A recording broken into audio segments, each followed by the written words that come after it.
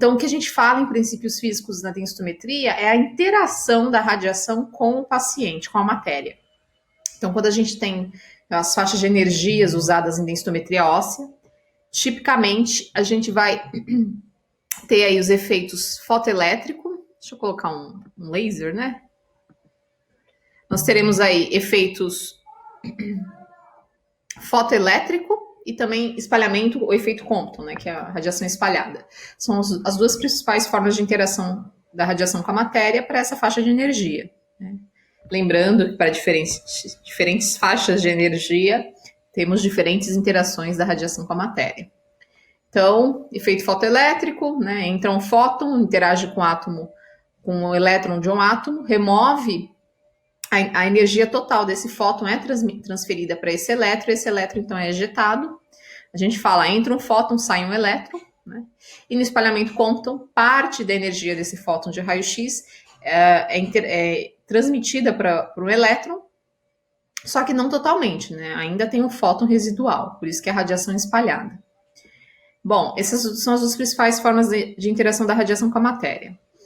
Quando que, de fato, a radiação ela chega, né, na superfície aí do paciente, né? Então, lembrando que na densitometria o tubo de raio-x está abaixo da mesa, então a radiação, acho que o legal seria inverter essa imagem aí, mas enfim, a radiação ela chega com a maior intensidade, né, na parte, quando ela está se aproximando do paciente, aí ela vai sofrer um processo que a gente chama de atenuação, que é quando parte dessa radiação, esse número de fótons, ele é reduzido após interagir com o objeto. No caso aqui, o objeto é a anatomia do paciente. Aqui a gente representa a parte da coluna lombar, por exemplo. Aqui, na verdade, ainda pelo desenho é coluna torácica, né? Mas, enfim, representa a parte da anatomia do paciente. Quando essa radiação interage, né, por meio da atenuação, o que vai acontecer? Esses fótons, né, a intensidade desses fótons vai diminuir após atravessarem esse objeto. Então, a quantidade de radiação antes da anatomia, antes de interagir com o paciente, é maior. E a quantidade, a intensidade da radiação após interagir com a anatomia, ela é menor. Esse princípio é o princípio ouro, é o princípio chave para a gente entender a densitometria óssea. A radiação que está sendo emitida pelo tubo, somente uma parte dela vai chegar no sistema de detectores. E essa diferença da quantidade de radiação que foi produzida e a quantidade de radiação que foi detectada é o que vai nos informar, vai nos permitir entender quão denso esse osso é, qual é a densidade mineral óssea dessa estrutura, certo? Nesse outro exemplo, a gente é o mesmo princípio, né? Então aqui a gente tem fotos de raio-x chegando, né? O objeto representa o paciente. Quando esses fótons interagem com o objeto, parte desses fótons são atenuados. A parte é atenuada. E aí, o restante, que não é atenuado, né? O oposto à atenuação, que é a penetração, esses fótons que conseguiram atravessar toda a anatomia, eles vão chegar no detector. Mas lembrando que eles vão, claro, ter uma interferência, porque eles foram atenuados, né? Boa parte foi atenuado pelo objeto. E o modelo matemático de todo esse exemplo, toda essa parte, né, que eu estou falando para vocês, é essa fórmula. Né? Não sei se vocês já viram, possivelmente essa altura de campeonato já, né? Quinta fase, vocês são, né? Acredito que em produção da radiação, ou até proteção radiológica. Essa fórmula ela está relacionada à intensidade, à atenuação da radiação, tá? Esse I maiúsculo representa intensidade, mas basicamente é sobre atenuação. Então, nós temos aí a atenuação final, né? Ela vai ser igual à atenuação inicial multiplicada pela exponencial. Lembra muito a fórmula do decaimento, tá? Radioativo. Então, essa formulazinha aqui, ela diz exatamente isso que a gente exemplificou, né? Então, a radiação, quando ela chega no material que vai absorver ou atenuá-la, ela vai sofrer um processo de atenuação que depois vai resultar em um número de fótons menor, intensidade menor. E é isso que a gente vai ler na densitometria óssea, e monitorar isso. Certo? Bom, na densitometria óssea, o equipamento que a gente usa, o mais atual, né, é o DEXA, DXA, né, ou DEXA, DEXA. Esse DEXA, ou DXA, é o equipamento mais usado, e o princípio dele é que a gente usa duas energias, dual, por isso D. Né? E essas duas energias, por quê? Por que eu preciso de duas energias, duas faixas de energias diferentes para raio-x dentro de um exame único? Então, é exatamente pelo fato do material que a gente está analisando. Na densitometria óssea, a gente quer ver a massa óssea, quer interagir com o osso. Mas também, como vocês viram lá em aplicações, é possível usar a densitometria óssea para analisar a massa magra, a composição de músculo, tecido adiposo. Então, eu consigo analisar outras estruturas além da parte óssea. Por isso, eu uso duas faixas de energias diferentes. Né? Essas faixas de energias diferentes vão permitir que eu faça estudos de estruturas diferentes. Por isso, aquela fórmula sobre atenuação da radiação, ela sofre uma certa adaptação em densitometria óssea, que é a gente levar em consideração a densidade do tecido ósseo e a densidade das partes moles. Esse Mzinho aqui representa partes moles. Tecido adiposo, a parte líquida, né? Enfim, muscular. Então, a fórmula para a densitometria óssea, a gente usa essa fórmula de atenuação da radiação, mas lembrando que a gente tem dois principais tecidos, tecido ósseo e tecido parte mole, tá? E para a gente entender como isso é importante, a gente tem esse gráfico. No eixo horizontal dele, a gente tem energia dada em keVs, ou kV, vamos pensar assim. E no eixo vertical dele, nós temos o coeficiente de atenuação linear. Coeficiente de atenuação linear são valores tabelados para diferentes tecidos. Basicamente, o coeficiente de atenuação linear significa quanto de radiação aquele material, aquele tecido consegue atenuar a cada centímetro, tá? A cada centímetro quadrado ou a cada centímetro, tá? Dependendo do que a gente está considerando, né? Então, esse coeficiente de atenuação linear é um valor já tabelado, né? Existem laboratórios como o NIST, né, laboratório norte-americano, que fazem esse tipo de trabalho. Esses coeficientes de atenuação linear, eles são valores que diferem de tecido para tecido. Por exemplo, aqui nesse gráfico, a gente observa que o coeficiente de atenuação linear para o tecido ósseo, né, que está representado em verde, ele tem um valor, ele se comporta, né, de uma forma. E o coeficiente de atenuação linear para o tecido ou para a parte mole, ele tem um comportamento muito próximo, né? As linhas andam bem próximas uma da outra. Ou seja, a capacidade de atenuar a radiação do tecido e da água é muito próxima, tecido mole, né? Então, o que esse gráfico nos permite observar? Que quando eu tenho um exame, por exemplo, de densitometria óssea, né?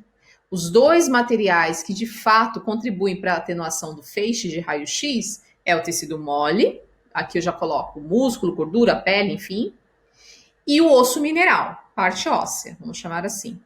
Então, olha só o comportamento do tecido ósseo na densitometria óssea, quando a gente compara com o tecido mole. Então, vamos imaginar aqui, ó, 50 kVs. Então, olha só o tanto de atenuação que o tecido ósseo consegue fazer, o tanto que ele consegue atenuar de radiação X, né? Quanto mais alto ele tiver aqui nesse eixo vertical, mais ele atenua. Então, olha o tanto que ele consegue atenuar de radiação X comparado com parte mole, né, tecido mole ou água. Então, a forma como esses dois principais tecidos atenuam a radiação X, no exame de densitometria, por exemplo, é muito significante. Ou seja, quando eu faço uma densitometria óssea, eu consigo claramente definir o que foi atenuado pelo osso e o que foi atenuado por partes moles ou água, porque eles são diferentes, né? Diferem significativamente para essa faixa aqui de 50 kVs, por exemplo. Então, qual a relevância disso? É que o software, o sistema de densitometria óssea, ele vai reconhecer os fótons que foram atenuados pelo osso, os fótons que chegaram no detector, mas foram atenuados pelo osso. Ele consegue também diferenciar os fótons que chegam no detector, mas que foram atenuados por tecidos partes moles. E consegue dizer, ó, isso aqui é osso, isso aqui é parte mole. E a gente vai ver daqui a pouquinho no protocolo como isso contribui, como é bom ter essa diferenciação de tecidos. Certo? E aqui, para finalizar essa parte de princípios físicos, a gente tem uma representação, isso aqui é um modelo da agência, um documento da Agência Internacional de Energia Atômica. Não vou lembrar o ano, se não me engano é 2010. E nesse documento da agência, ele fala, né, um documento dedicado somente à densitometria óssea, bem interessante. Eu coloquei o link nos próximos slides, vocês poderão acompanhar, quem tiver interesse. Então, aqui é um esquema mostrando o funcionamento do equipamento. Então, a gente tem a fonte de raio-x, ou tubo de raio-x, tem um sistema de filtros e colimação para esse feixe, né? Lembra que o feixe de raio-x ele sempre é divergente, né? Um formato cônico, ele se espalha. Então, a gente colima ele para, de fato, né, atender, melhorar a qualidade da imagem, aproveitar melhor o feixe. Esse feixe colimado ele vai interagir com a anatomia do paciente. Olha os dois principais tecidos, parte óssea e tecidos, partes moles, né? Esse soft aqui é a ideia de partes moles. E depois que a radiação X interagiu tanto com a parte óssea quanto com os tecidos de parte mole, ela vai então, né, ser atenuada, como a gente viu, né, um modelo de atenuação, e aí então vai chegar num detector, um detector de raio-x. E aí esse detector, pela quantidade de fótons, esse detector ele vai ser capaz de diferenciar o que é tecido ósseo e o que é parte mole. E para lembrar, existem diversas tecnologias, né? Eu falei de 3 na aula passada: Pension Beam, Fan Beam e Flash Beam. Pension Beam é o feixe no formato tão colimado que lembra um formato de um lápis, né? Que é o que a gente, por exemplo, representa aqui nesse desenho, né? Tá bem colimado, como se fosse um lápis. Não é a tecnologia mais usada. A mais usada no Brasil, a gente fala aí que é o Fan Beam, que é um feixe que é um pouco mais aberto. Então, por isso ele consegue fazer varreduras maiores e o tempo de exame é significativamente reduzido, tá? Fan Beam é o que a gente mais usa. Claro que tem a tecnologia Flash Beam, que é utilizada aí no mundo afora, mas aqui a gente ainda tem pouco, não tem tantos equipamentos, né? Muito bem.